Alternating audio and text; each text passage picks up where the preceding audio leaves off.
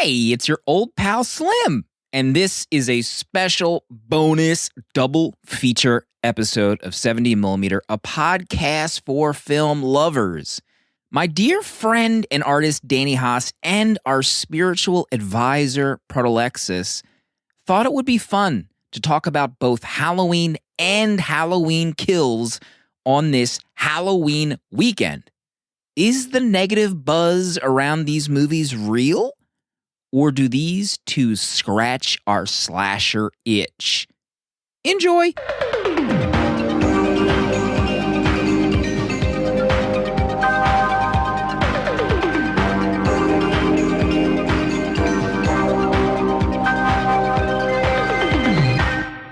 It's our second double feature ever. Armageddon Deep Impact was the last time we talked about two movies. Do you know how long ago that was, Danny? At this point, it was like 5 years ago. To the day. What are the chances? That's what it feels like. I actually went back and listened to our Halloween episode from last year.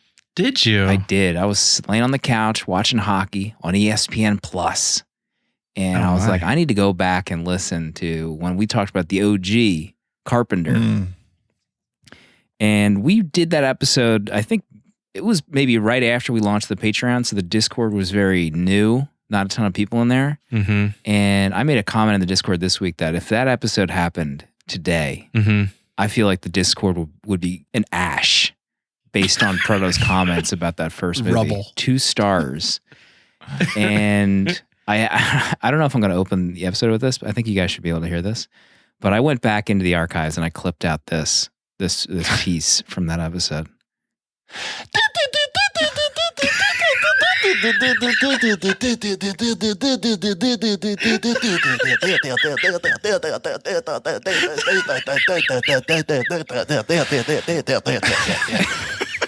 Wow, it goes on for a while. It is long. That was Proto did that live right after he gave the original Halloween 2 stars and said that the score was overhyped, overdone, overused. How do you feel, Proto, hearing that back and thinking back to that episode?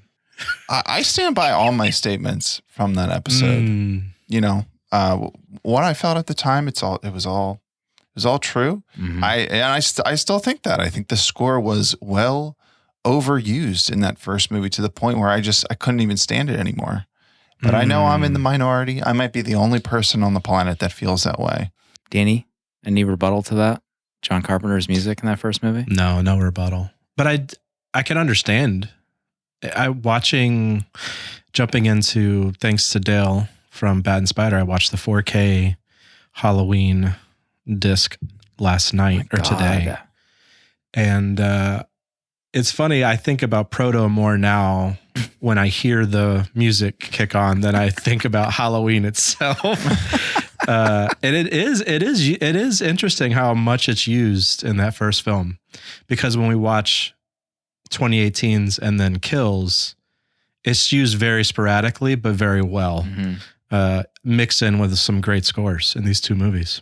So Halloween 2018 came out a couple years ago. Halloween Kills, as we record this, the three of us have already watched it and posted reviews to Letterboxd, so it's no shock about what our overall vibes are for these two movies. So I think we'll go through Halloween first, talk about that for a little bit, the 2018, and then we'll get into Halloween Kills, the brand new one that just hit Peacock Army Rise Up. I know a lot of Peacock fans. I can't even say with a straight face. Before we get into Halloween's, both of them, there's one other clip that I pulled that was cracking me up from that episode. No. I feel like Dale having my soundboard from previous clips. So there was a moment in that episode where I called out how odd it was that these kids were trick-or-treating in broad daylight at like 2 o'clock. So let's go back to that episode last year where Proto said that was commonplace around his parts. Yeah. I mean, maybe 5 o'clock, but not like early afternoon. 2 to 4. What? Who is home What's to wrong with deliver you, candy? Philly boys? Also, how do you even know if someone's home? You can't tell with like the light on or whatever. How do you know if someone's home if you go to their house? Lights are on. Yeah, that's how you know to trick or treat. The Or you lights knock on their door, or like people are out giving out candy. So at night, do you ever trick or treat at night? Do I trick? How old are you? You have kids. You have kids. No, You mean to I tell- don't trick or treat at night. So you don't take your kids out to trick or treat when the sun is down. No. This is horrifying to hear right now. Danny, you take your kids out when the sun's down to trick or treat? Yeah, nighttime. I want Proto in jail right now to hear that the sun goes down and the Protos go in. Who cares? Jail Yeah. done. But who cares, Proto says. It's Has so anything funny. changed since we did that episode, Proto? No, I mean, Halloween, it's dark out. I've got a fire pit in my backyard. I've got friends over. We're eating pizza, hanging out. The kids are high on candy. I'm not dragging my kids through the town worrying if my 2-year-old jumped a fence or is getting attacked by someone's dog that I can't see. You know, we're safe and sound at home. The dark is for the teenagers. I'm not taking my young kids out there. Okay. All right. We won't spend any more time on that topic. Maybe till next year. We'll play that clip again and see if anything's man. changed. It's so funny. Still. Halloween 2018, Proto, where are we in this film as we get into our discussion? Can you lay it out for folks that have or have not seen it? I'll do the best I can. I was trying to recall what happens in this movie, and I was having just seen it within the past week. I was having trouble, but so the events of the first Halloween have happened. Michael Myers spent the better part of 4 decades in prison, and then, for whatever reason, they decide to move him to a different facility on, of all days, Halloween, because why not? And he breaks out. There's an accident, or he causes an accident. Him and the other prisoners escape, and Michael is let loose again. Laurie Strode has spent 40 years preparing for this moment because she knew that Michael would return. She's terrified. She has traumatized her family, all of her friends, her daughter, who was taken away from her. But Laurie, she's got guns. She's got a booby-trapped house. She's ready for Michael. And Michael is coming, you know, he's in Haddonfield again, and he starts killing people. He just does what he knows how to do. So he goes on a killing spree, kills quite a few people, and eventually ends up at Laurie's house thanks to some doctor who I have a lot of questions about. But we'll get to that. So he ends up there, and then they have a face-off in her house. She's got this elaborate house with locking doors, moving kitchen cabinets, and a treasure trove of guns. Also a house that's set to light on fire when she traps Michael, which she is able to do. She traps him, sets her whole house on fire, and escapes. Barely, because she's been stabbed, and she gets out. And that's how Halloween 2018 ends. Should I just do Halloween Kills too right now? Should we just go into it? Should we cover the whole thing? And treat it as one movie? I don't know. I was thinking we talk about the first movie and then we'll drift into Halloween Kills because... Okay, let's do it. Yeah. I mean, even just saying that out loud, I had no idea that Kills took place right after the first movie. Did you guys know that? I had no clue. I didn't. No. And I loved it. I love that. Yeah, I thought that was pretty cool. So Halloween 2018, this had come out. You know, it had these young stud director. The director of Pineapple Express. Oh. You know, well, who better to helm the new Halloween trilogy? Also, which annoyingly, I heard that he's talking about an Exorcist trilogy. Can we slow down a little bit? Just do one movie. Why you got to talk about a trilogy? It's not Star Wars. Oh, that's his face that was posted on Discord. Yeah, that's that goober. That's his letterbox photo. So I had seen this when it had come out. I thought it was good, and why not go back and do both of these movies for 70 millimeter? It's time. It's the perfect moment, and let's just jump right into it. So my first note from this movie. Your first note. My first note that I wrote down, they're all in viewing order. So the podcasters. Yes. Let's get into it. These two, I don't even want to call them journalists. These two are idiots. They have no idea what they're doing, but they allegedly have a podcast hit on their hands.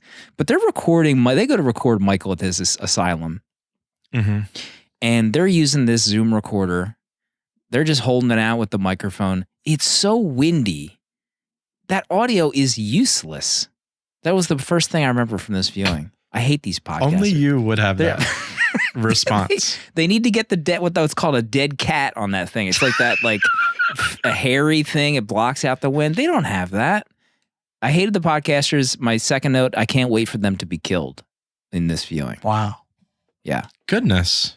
The courtyard sequence is my first note because I really love that kind of intro to what Michael is now. And I don't remember, I only watched the first two originals and then I skipped ahead to H2O. Mm. That's what some smart horror fan told me to do. So I didn't really remember how much of Michael they showed, but seeing the size of him and then kind of his face a little bit. He's an older man, but he's still just such a big hulking figure. I really loved that beginning intro because it was really creepy to see him, I don't know, not stalking someone, just like as a person in jail. I don't know what it was. It didn't humanize him, but it just kind of made him, I don't know, a lot more creepier than normal. I don't know why it did that. How about the checker floor? I thought that shot was awesome. Yeah. That was really cool. Really nice design of that asylum. Mm-hmm. But then showing him the mask again, trying to get a response out of him. Right. There's something I love seeing him pull it out and hold it to his back.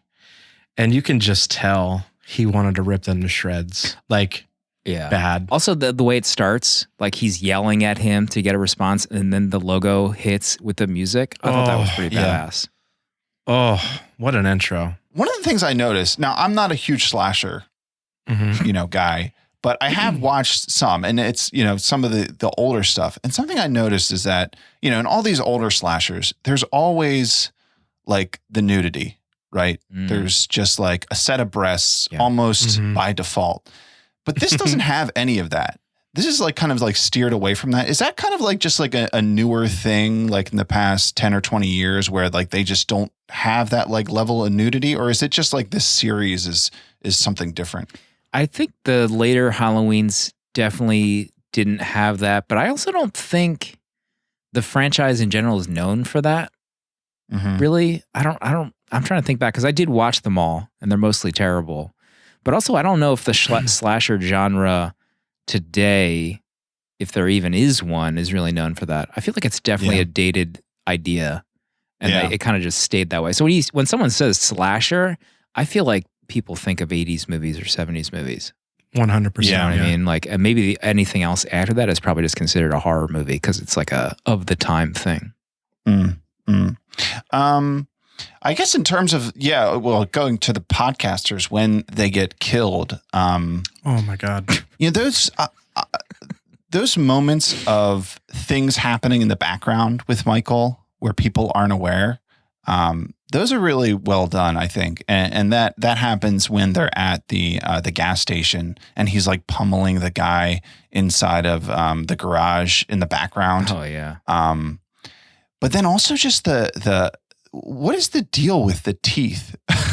So this woman is in the bathroom stall and Michael pulled out the teeth of this one character and just drops them over the stall. That's pretty sick. I didn't quite get that. He's just doing psychotic things because even, not to jump into the second movie, but he starts positioning corpses in ways. So I don't know if that's just an evolution of Michael Myers that wasn't really, I didn't see in the other movies necessarily either, but maybe he's just trying to amp up the freakiness. What do you think, Danny? It was gross. That's what I thought. I didn't like it. I mean, can you imagine? No. Just this. Ugh. I mean, let alone my note about that scene, murdered while pooping. What a way to go. Sure. She said she had to go number 2, right? I assumed that she was going number 2. She was straight up taking a dump and he just interrupted her. I mean, with teeth. You got to let someone finish their gotta let her business in wipe. there. You got to take care of business first before you get break her drug neck. out of there. You have to let her wipe before you break her neck. I mean, for his own sake as well. Yeah, right.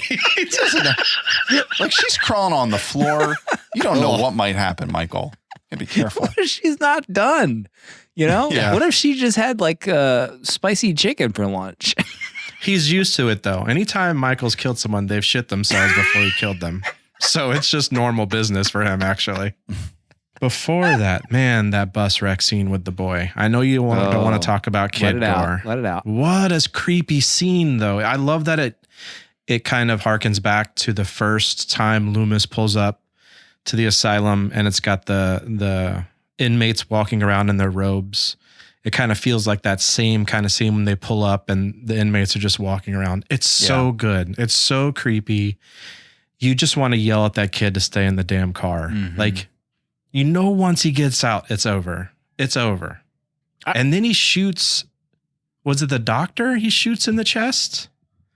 In the bus? Oh my gosh. It's a good scene. I love that scene so much. There's a couple scenes in the two movies that feel like Danny McBride scenes. Like you can kind of see which scenes he wrote because they're kind of funny and in his style. So like the conversation between the dad and the son feels like a Danny McBride scene. Well, you don't enjoy it? I like being out in the woods. No, I enjoy it, but I'm missing dance class for this. And sometimes I'd rather do that than hunting. I mean, is dance class that important to you? Yeah, it Get is. some more time in the woods, go hunting, fishing? On weekends, I'll do it with you, Dad. Like, I really love spending time with you, but right now, dancing is my thing, and it really hits me in the heart. I mean, Dad, look out!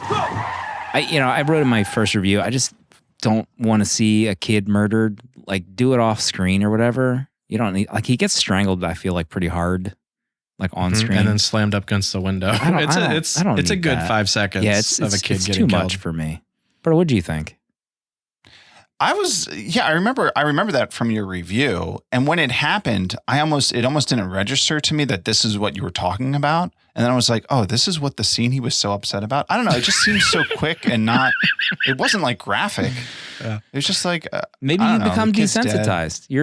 I was more traumatized by the scene with the crying baby, even though he doesn't do anything, just like seeing like Michael kills the mother. And then he goes into the room with the crying baby. That just like stressed me out immediately. And like, I couldn't handle that. And that was only like 5 seconds, but that was like too much for me. I'm the minority with the kid gore. Yeah. In this podcast. Yeah. You are. Stand up. I'll stand up for the children if no one else will. Here we go. Picking up his cross. Some of my other notes, the mask in this movie, when he first puts it on, or there's one shot where he puts the mask on and he's walking away. It looks like he has old man hair, like an old man wig. And like the back of it, it just looks aged. Like it didn't make any sense that the hair on the wig also aged, but I just made a note of that in the review. That's really funny. The masks look really good in this though. These two movies. Ridiculous in the second movie. It's back to formula. It's so good. So creepy. So let's talk about the doctor in this movie. The guy, he sounds like he's doing a Loomis impression in this thing. Yeah. For whatever reason. It really did. It's very strange. I couldn't remember what his deal was. And while I was watching this, I mean, it wasn't that long ago. This movie came out 3 years. I'd forgotten that he is the reason why all of this has happened. He set everything in motion. He's a psychopath. And he tries to kill the one cop, and then before he gets murdered. So, Proto, you said you had a bunch of questions about this goober. Well, yeah. I mean, this guy, he's a professional doctor here, and he goes and kills our sheriff, or attempts to kill him, slash him in the knife so that Michael could survive. And then he wants to take him to Laurie Strode's house. It just seemed like this dude is like literally throwing his life away to give this psychopath a chance to kill again. And of course he's like, oh yeah, I need to see him in his natural environment to study him. Like, what are you going to be studying, bruh? Like, this guy's just going to kill people. Like, what are you doing? It just seems so psychotic for him to make this move at this time. Yeah. Do you think he caused the bus wreck? I think so, 100%. I mean, he let these S-head podcasters in to set everything in motion. I bet he might have been responsible for them getting the mask. Really? You know? I like this theory. Because why else would these losers who allegedly have a hit podcast that don't even continue recording when they get luck? Like they're in the lobby. Let it out. And they're doing this kind of goofy like intro. Like they don't have anything planned out. She's reading off this like awful script. But they hit stop on the recording when the doctor comes out. You got this. You keep recording. You know, Dr. Dumas comes in there and you're going to hit stop on the recorder. Just keep it going. Ugh, so annoying. How about them having $3,000 cash to offer Laurie Strode for an interview? On hand. We're professionals. We don't pay for interviews, is what the guy said. Are you kidding me? Also, that line of dialogue was horrendous. Horrendous. Yeah, their whole approach when they go to see Laurie is just like asinine. Like they're immediately doing everything they can to tick her off. Like, would you not be trying to like befriend her, like build rapport, get on her good side, ask her some softball questions? I don't know, like anything to make this interview work. They immediately just like get themselves thrown out of the house. Yeah. They lead with, hey, remember when they took your child away? Oh yeah, that's remember when you weren't one. a fit mother? Can you come off it? Jeez, they pissed her off right away. Let's talk about Laurie Strode a little bit. In both of these movies, I actually had a problem disassociating myself from Michael Myers as a franchise because when this movie takes place, only the first movie has happened. You know, only the one night with the murders and Laurie has happened. So he's not like a known boogeyman, really, like unbeatable. You know, so in like my head, I was like, oh, when I first saw this movie, I was like, yeah, it makes sense. Laurie's like training for 40 years. But in this universe, like she's a psycho too. One guy almost murdered you, and you're locked away for 40 years to like prep for his return. Like, what are the chances this serial killer gets let out? It's like 1 billion to 1, right? Yeah. So it's pretty wild to think about that. And then the second movie, especially, I was like telling myself like, you're going up against Michael Myers. What do you expect to happen? But in this universe, it's just like, you know, I don't know, BTK getting let out 50 years later or something. Like they don't think they're going to get annihilated. So I don't know. It's just kind of hard to ignore the other movies when I was watching. Yeah, I guess that's the advantage I have is that I only saw the original and then just kind of went right into this. And I think it's in terms of, you know, continuing the Halloween story, right, you know, when they did in 2018, this makes so much sense, right? Because, you know, Jamie Lee Curtis, this is how old she is right now. So just kind of like pick up in this year as if none of those other movies happened and like create like a new story. I think it was a great move in terms of what to do with the franchise because you know, everyone loves Jamie Lee Curtis. This is like her franchise. They want to see her in these movies. So it was just a great move in terms of, you know, where to continue from. Yeah. I just wonder if they just assumed, like people like me and Proto, like I've only seen the first two. So I wonder if they just assume that most people that are going to pick up Halloween 2018 only really know of the beginning story and not the witches or whatever the third one was called or any of that continuing franchise over the years. We really only know this beginning boogeyman story of Michael. Yeah.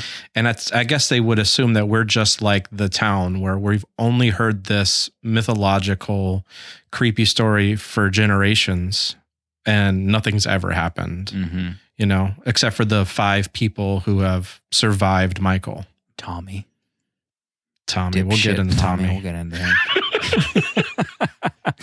I liked how they're having like this fight and she replicates the shot from the first movie where she's on the ground in the grass and disappears to him as opposed to the inverse in that first movie. My one note in my original review was I was annoyed that Laurie had been training for 40 years, but she puts her head up against a door that Michael's on the other side of. Like, you don't think he's going to try something and maybe his hand's going to come through that window? Moron. Right. Laurie Strode. How do you have a fortress and then still have glass windows on your front door? Exactly. How is there not some corridor with like trap doors that you got to walk through with like hand identification? Her whole plan is moronic. Yes. This whole house is so stupid. Why, like, you let him, he comes in your house, and then first of all, like, why don't you have an AR-15? Why don't you have an Uzi? Why are we pumping things? Yeah, you're carrying this gun that is 10 feet long that you can't swing around. You have and then she's holding a flashlight on top. It's just like the worst plan ever. Yeah. She's an idiot.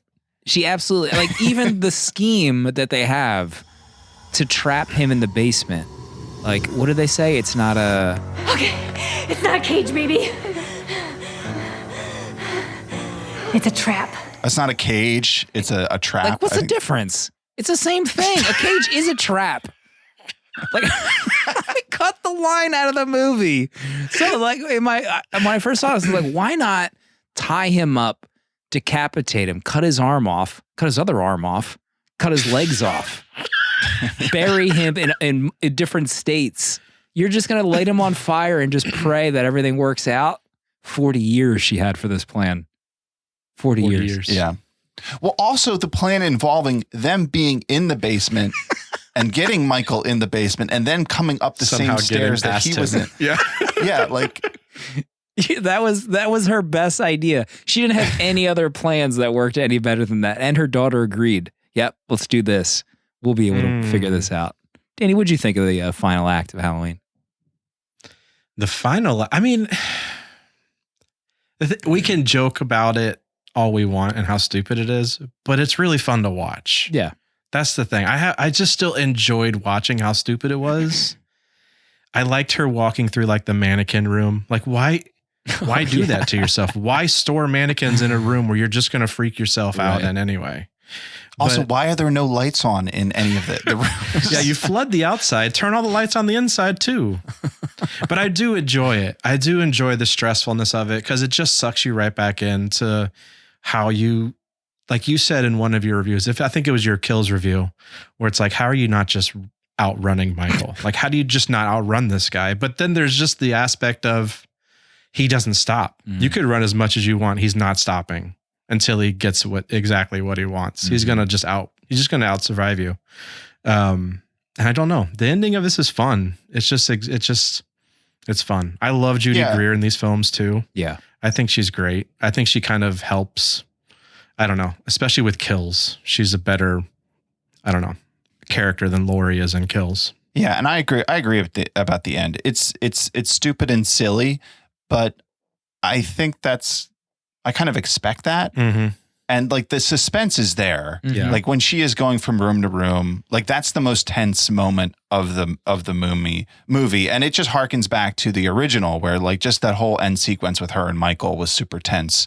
And so that, that works out great. And of course, yeah, the house is silly, but it works good for the moment. Because you got both her daughter and granddaughter now involved. So you really don't know if they're even going to survive this attack with Michael in the house. So there's that level of stress too, now that they're involved in this. So yeah, the ending's fun. It's a real good time.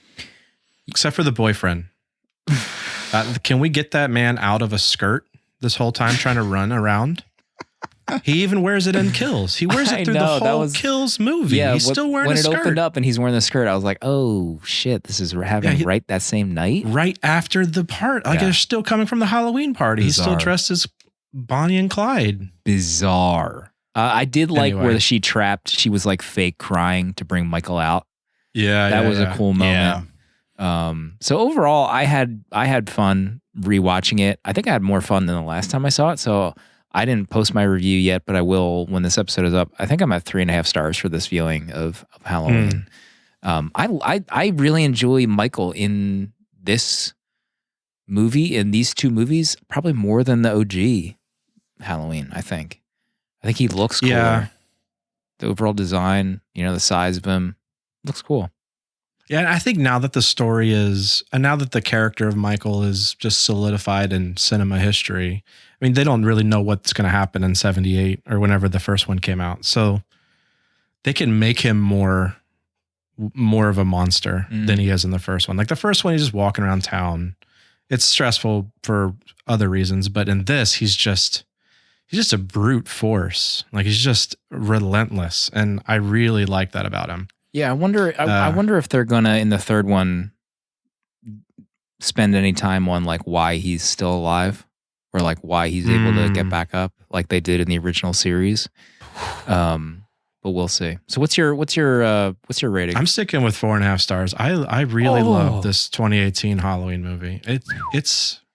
Yeah, my review's still there. I enjoy it a lot. It's a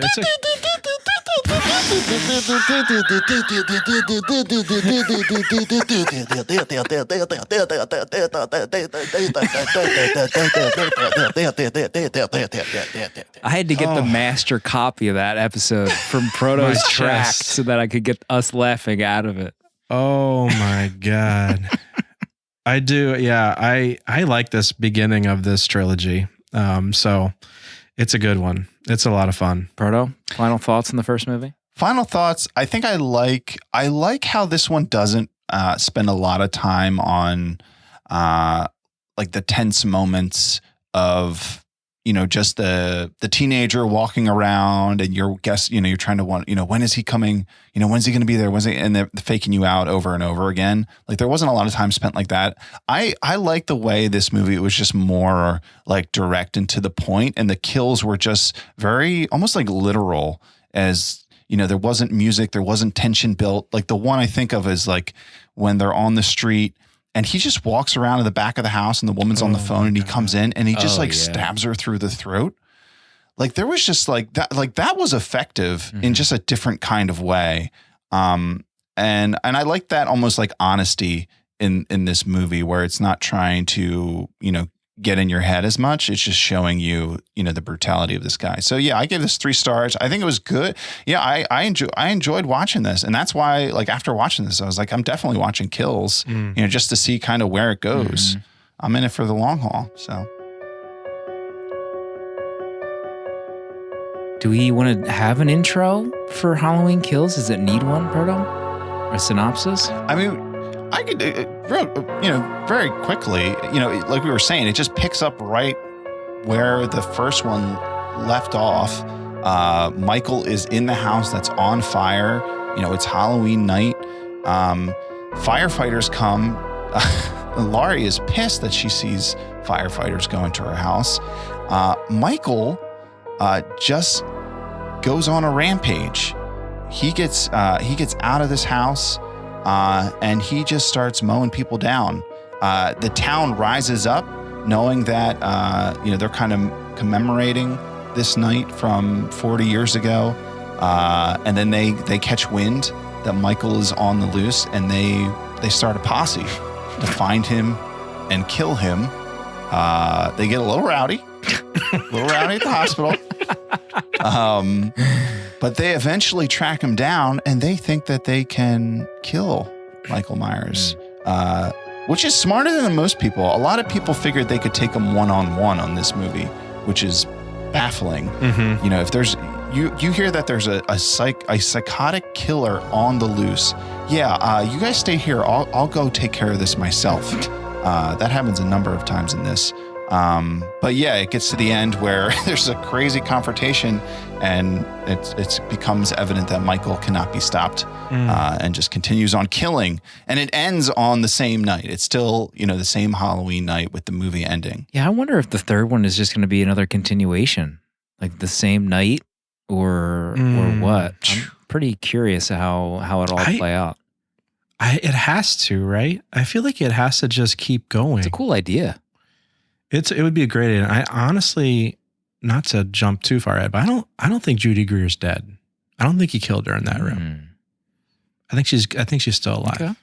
I love the idea of the focus of the second Halloween movie of this trilogy being the townspeople, or like the affected townspeople from that first night. Like, yes. I was trying to think back to like if another person had made another movie in the 70s or the early 80s, like this fits. I feel like this would have been a cool plot to focus on. Whether or not it was executed or not remains to be seen. Danny, what do you think? I absolutely loved them adding the characters from the first movie. Tommy and what was the other girl's name? No idea. The whatever. Anyway, she was the actual kid actress from the first movie, Oh, really? which is amazing. Yeah, no the guy, idea. the brunette with Tommy who tells the kids to stop swinging on the swings because there's a guy playing hide and seek with you or whatever. She was the actual kid from the first movie, which I thought was awesome. And so is the Officer Beckett, the older officer, was the original officer from the first movie whose daughter Annie was the one killed and laid at Laurie's tombstone in that bed. Mm-hmm. I don't know. I loved coming back to that first movie, tying it in, like you said, tying in with the people affected, the townsfolk. I thought that was really smart. And another kind of beat to add to this movie instead of just, picking back up from Michael in the burning down house and having to just watch him kind of rampage the town again for 2 hours. Adding that extra little level of story, jumping back in time, and it was kind of smart. It really was. Now, whether or not that pans out with the the townsfolk in the hospital, I don't know.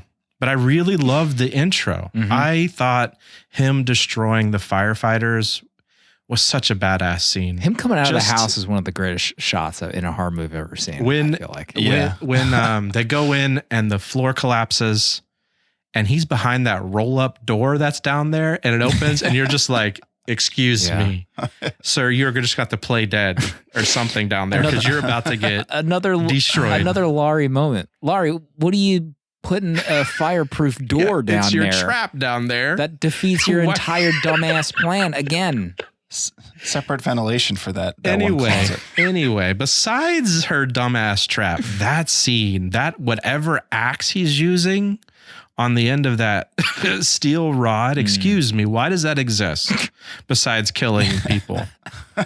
That was an amazing weapon. Yeah. And you knew none of those firefighters were coming out of that. And then just to see what he did to their bodies, it was brutal. That was gross. Absolutely brutal. That chainsaw too. I mean, holy crap. Also, yeah, the firefighters not realizing that they should charge him at the same time. Why are you taking Where's it the one-on-one? chief? Why are we doing this? Where's the chief saying, no. More than one person trying to kill him at once. He hosed him down. Just the run, hose guy. dude. Just run. You don't have nothing. You have nothing. You're spraying Michael down. That scene was fantastic. I like sat up in my chair. I was like, oh wow, I was not ready for this level of action that was going to take place. But it was a ton of fun. Oh yeah. So the stuff about the townspeople. Yeah. I thought that was brilliant as well. Like having all of these characters. So if there's going to be a high body count, it's nice if the bodies can mean something rather than just like rando people. So by adding in these characters who were there the first night and then Michael gets them now, like, that is truly terrifying that you lived through this or you were in this town, your babysitter was the one who was murdered. And now this guy's going to get you this many years later, while you're still traumatized about it. I mean, talk about a terrible experience. My God. Yeah. But all the flashbacks, I thought the flashback stuff was amazing. Like just going back to that original night, that was so much fun. I thought it looked amazing. Overall, the movie looked great. And I guess it was maybe obvious in the flashbacks, but I felt like he had Carpenter's look down from the first movie. Like he was using the lenses or whatever. I don't know if it was just fall in general, but I thought everything looked amazing in this movie, pretty much. Especially Michael's mask. Like every shot with Michael is the best Michael in Halloween movie history in this movie, in my opinion. It just looks so baller. 100%. Yeah. The burned mask is oh dope. my God. Can't wait to see Danny's art for these two movies. You kidding me right now? Haven't even decided what I'm doing yet. With that said, Danny half an hour.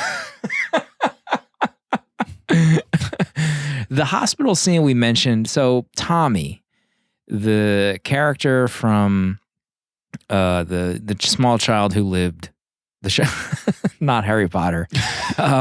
He's back and he gives this speech at a talent show. It's very awkward about the people who survived. He toasts Laurie and he hears that he's back and he goes on like a vengeance posse mission. And he starts rallying the townspeople saying, we got this guy. He's in town. Let's get him. And it seems very strange at first, but I guess you have to like think like, okay, the town 40 years ago, there was a serial killer and everyone, I guess, remembers it and realizes it's a call to action, I guess. But they go to the hospital because they think Michael's going to go there and they encounter someone who they think is Michael, but it's really just one of the asylum people that busted out from the first movie, that first night. Mm-hmm. And they chase them around. And Laurie's daughter tries to protect him. I hated this scene, this entire sequence in the movie. It just felt like it took forever. It was so awkward and cringy. I think Danny in your review said like if this scene wasn't even in it, it would have been a 5-star movie for you. Listen, you cut out the whole hospital nonsense is asinine because you're supposed to have some sort of so the reason they're chasing this guy is because he's the one that stole the black couple's car. So she's saying that this is Michael and he's running off. So they've seen the back of this guy and they think that this is what Michael looks like. Mm-hmm. So just trying to force that story in the middle of this movie was stupid. Like it was the chanting was weak too. Everyone chanting. It's really cringeworthy. Like it really is cringeworthy. Yeah. And Anthony Michael Hall's performance, I love the guy. Like I love the guy from Breakfast Club. I mean, he does great in that, but that was like 100 years ago. So it's like, why is he cast to play Tommy in this movie? Like it didn't make any sense to me. And that it just Laurie laying in a hospital the whole time. She's barely even in this movie. She's barely in this film. Everything's hanging on either Judy or the granddaughter, but Tommy's in this way too much. Tommy is the star of this movie, right? For better or worse. He should never have been as front and center as he was in this film. Or get another actor. I don't know that can play. Maybe a better actor. I don't know. Yeah, but the hospital stuff, just no. They could have had Allison, the granddaughter. She could have just been more. Right? At least she's in good. The family. She's a Strode. That to me would have just made more sense overall. Mm-hmm. Yeah, and the whole hospital thing, it felt like they were trying to squeeze in, I don't know, just like this whole mob mentality is bad storyline, which is like, I don't know, it just seems like it's getting away from like what's, why we're watching these movies. Mm-hmm. Like you don't have to try to like, I don't know, put this message in this movie or whatever they're doing. I don't know. Honestly, it didn't really bother. I think I just kind of checked out during these parts. I just like wasn't paying attention. So it didn't bother me that much, but yeah, like thinking about it, it's just like, right. I mean, cause you didn't have to pay attention. It did nothing for the story. And the like trying to make me feel emotional when she's trying to save the escapee with the hand thing. Yeah. Like, I don't care enough. This feels like a scene that would have been on a DVD, like deleted scene, the hospital scene in Halloween Kills. Like, oh yeah, I know why that's deleted. That makes sense. It also feels like they had this idea for 3 movies and like barely had an idea for the second movie. Like if you take out the hospital stuff, this is like an hour-long movie, I feel like. It's like there's not a lot in it. It's already, I think it's only an hour 40 minutes anyway.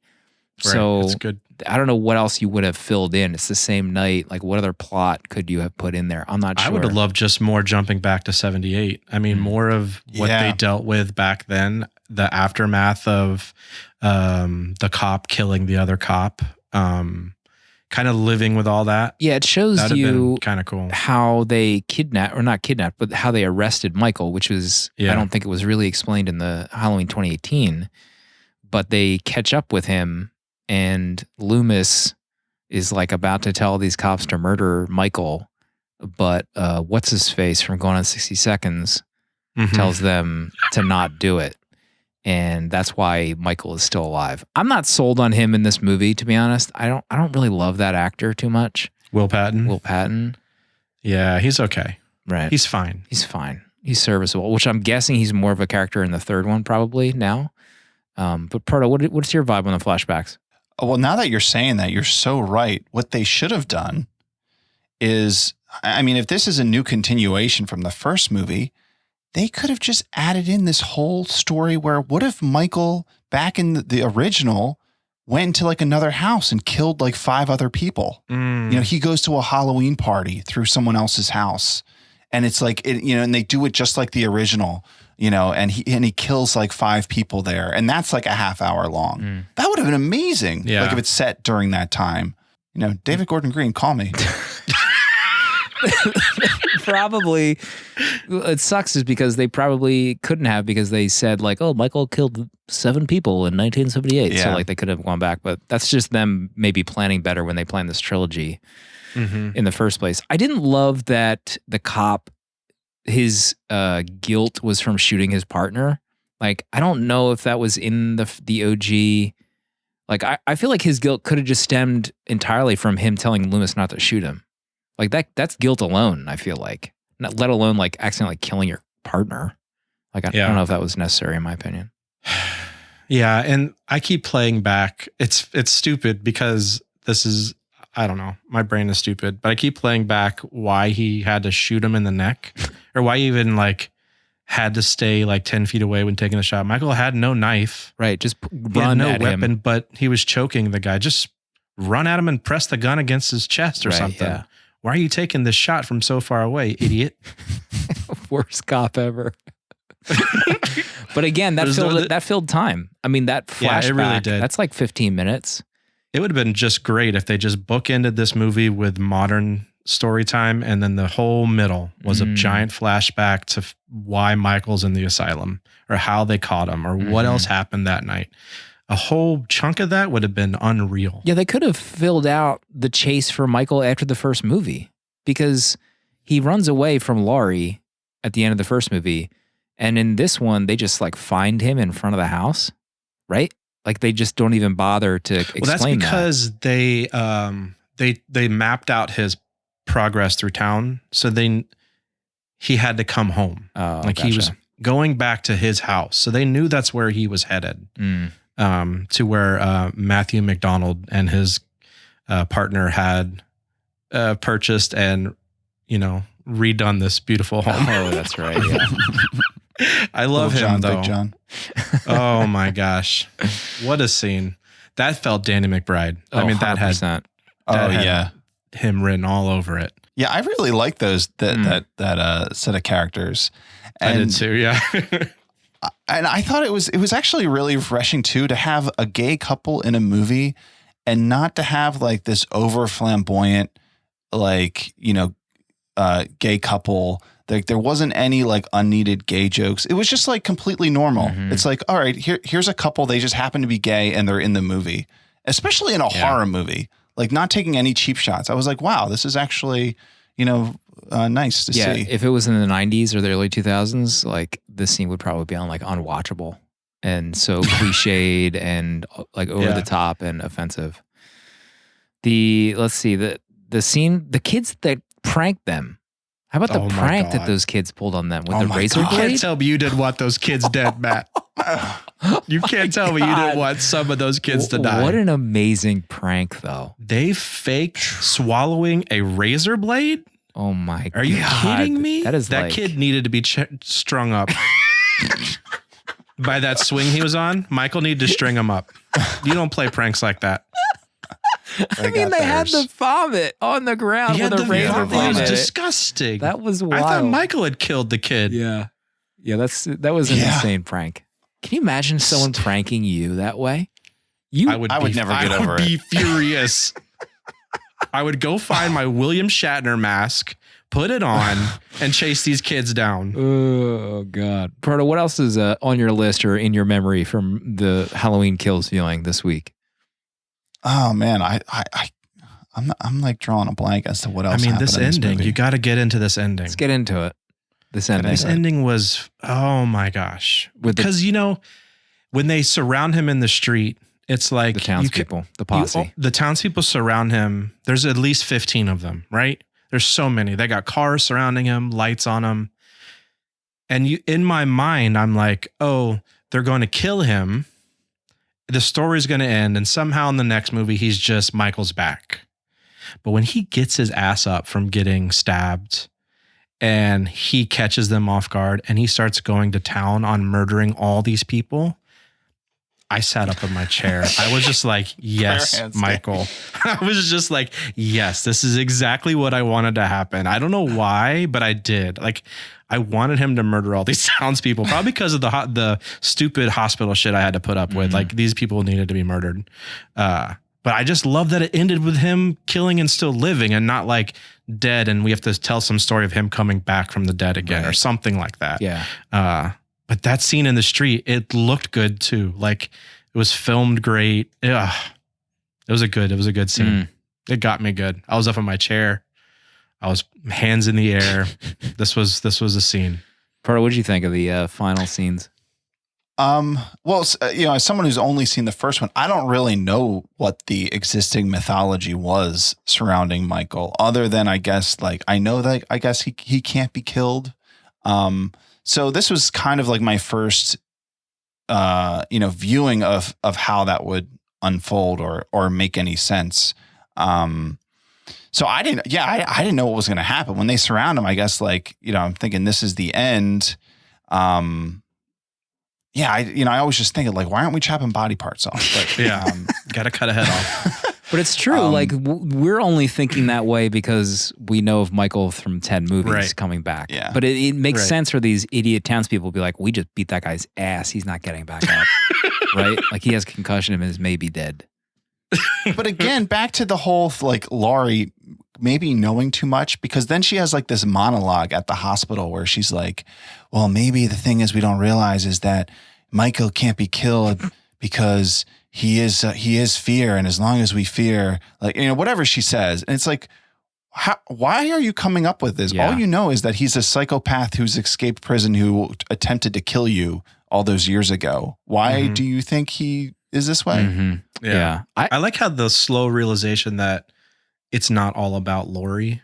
Like there's another story there. Like it's not really about him trying to kill Laurie. Like the stupid idiot doctor brought him to her. Like he probably would have just did his normal killing spree going back to his house. Like the story is unfolding again. But I like the realization that it's not all about Laurie Strode. Yeah, I wonder if there's more to him looking out that window, or there's are they going to reveal more about his backstory, because he doesn't give a shit about Laurie in this movie, or even like any of them. The one other thing I notated, I didn't mention, that I didn't love how the granddaughter signed up for war with randos to try to kill him. Like it's been one night. Like let's slow down. Yeah. Just be with your family. Your dying grandmother. I felt like she kind of took a turn for the worse in this movie, her character. But it was cool when her mom showed up at the end of the stairwell. That was cool. She getting annihilated by Michael in his room. I mean, weren't there cops downstairs? They couldn't hear any of that happening, right? Weren't they just right outside the front door? Oh. Well, that's why, Danny, you're saying you think she's not really dead. Yeah, because I thought that too. I thought maybe is she kind of having a hallucination? I don't know. Judy Greer? I don't know. I don't remember now. I think, right, he kills the boyfriend and the boyfriend's dad. Right, and they're on the front steps and then he of the goes house. Outside. But then he does he? He chases Judy Greer. He chases her. The townspeople. Then the townspeople. Judy Greer goes back to Michael's house. She lures him out. The cops are all there. Yeah. Well, and then she goes inside and to look out the window, and then she turns around and Michael is there. Another instance of the townspeople not realizing they should just charge him at once. There's 15 people nearby. They're all just watching 14 other people get murdered one by one. Now it's my turn. I guess I should try and fight now. But the ending brought me back around. I really it kind of saved the movie for me. I loved how it ended. So I'm 4 stars. 4 stars? Okay, 4 stars. Yeah, I'm 4 stars. I like the first one more than this one, but I mean, like I said, you cut out that nonsense hospital story, and you gotta. I mean, add some sort of back history back in the 70s again, a little bit more of that, you got a 5-banger. I enjoyed Michael in this film. Yeah, this is a 4-star movie for me too. Wow. I like this one more than the previous one. I just was like really like blown away by the action. We didn't talk about it, but when he kills the couple next door after the firefighters with the drone, those kills were insane. Oh my God. He kept stabbing that guy on the island. Yeah. That was like very strange. Yeah, it's like kind of performative of him. Yeah, I didn't know what to think of that. I also wondered what other like homages there might be to other Halloween movies. The only one I recognized was the kids' masks, which I guess is from Season of the Witch, just because I've seen the cover and it has those 3 masks. I didn't realize that. But I wonder if there was other ones that someone who, knows more about Halloween. That's pretty cool. And he wasn't even in Season of the Witch. Excuse me. No. They were originally going to try to make the Halloween franchise like an anthology movie franchise. So the plot of Season of the Witch it's just like an 80s sci-fi horror movie. Like Michael's not in it. It's not a Michael Myers movie. But that plan failed, and they eventually went back. Picks up right after the first one. Yeah, Halloween. Laurie's young. Yeah, so Halloween 2 are Michael Myers. Halloween 3, Season of the Witch they went in another direction. They thought they could make money off of like changing it up. Oh, just having a Halloween. That's why it has that cool poster of the 3 kids. And it is like a cool poster. Totally different. Oh, interesting. I didn't realize that. So I did have fun watching this as well. I thought this was the coolest Michael Myers ever. I was like hovering around 4 stars for the most part of this movie, but the hospital stuff really drug for me. Tommy drug for me. So I'm 3.5 stars for Halloween Kills. And our dear friends at Bat and Spider, the Filth Horror podcast. So we were anxious to see what they thought. I think Did Dale give this 4.5 stars? Dale's a 4.5 4.5 stars. Chuck Forsman, dear friend of ours, 2.5 stars. Mm-hmm. He did not like the Tommy character and the house divided over there. Not a fan. I mean, who knows? We need to pray for that marriage. I mean, he's given that 2.5 stars, but he'll watch like The Ball Sack from Space next week and give it 5. So.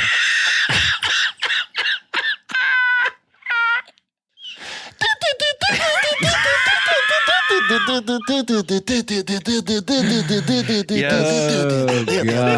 All right. Let's shut this off. Shut it off. Well, thank you everyone for another Halloween in the books. Halloween, this is dropping on Halloween night. You're going out trick-or-treating with your family. Maybe put an earbud in, listen to this episode while you're out. And it's dark out. So we'll see what the next Halloween brings. We don't know. We'll see where the wind takes us. Pardo, any closing thoughts on the first 2 films of 3 for the final Halloween trilogy? Well, after my initial thoughts of the original, I'm pleasantly surprised by this, and I'm looking forward to next year. Halloween Ends. I don't know where they're going to go with this, but I'm in. Maybe I'm seeing Halloween Ends in the theater.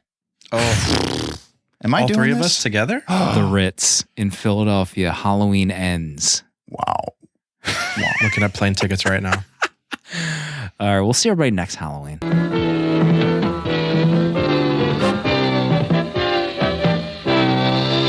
70mm is a tape deck production with original artwork provided by Danny Haas. Spiritual guidance provided and V'ger, the robot who loves movies, created by Protolexis. Producer Emeritus Dale_A. Transcripts provided by Sophie Shin. Prints and other merch are available on 70mmpod.com. This episode was mixed, edited, and produced by me, Slim. Support our Patreon for access to our VHS Village Discord to talk movies with new friends and access to exclusive episodes, discounts on merch, and a physical membership card mailed to you. To check out other Tape Deck podcasts, find the link in the episode notes. And if you'd like to support our friends at Letterboxd and upgrade to pro or patron status, you can do so with a 20% off discount using the links on 70mmpod.com. Goodbye. This is a Tape Deck podcast.